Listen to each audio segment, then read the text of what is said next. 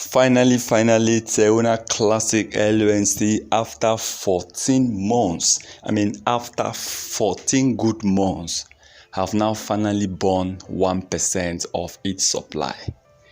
So, if you ask, is this a good record for Terra Classic, or Terra Classic did not meet expectation?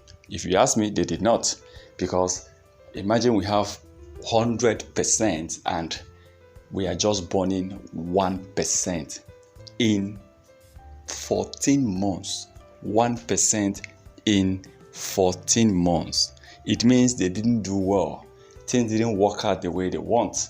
So 1% finally after 14 good months. I think this is not really good for Terra Classic LUNC. But apart from that, let's keep hoping to see if they can double or triple that amount, or even hit up to 10% in the next 14 months.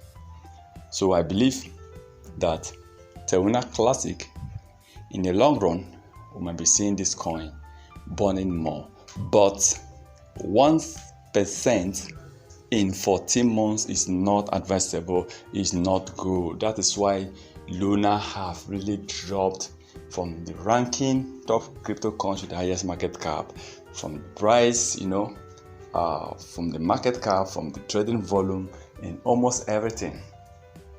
So they need to really focus on how to increase this number. They need to focus on how to achieve at least 1% every month. Is something good.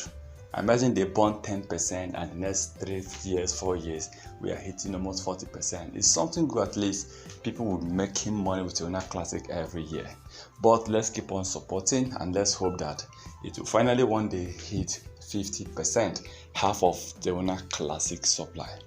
Well, keep supporting the burn of Terra Classic, as many more people in the past few weeks have been sending Luna some coins for burning, free donation of Terra Classic for burning. People have been doing that, and I've done that in the past, and I want us to really engage and show great support towards Terra Classic LUNC. Once again, thank you for stopping by.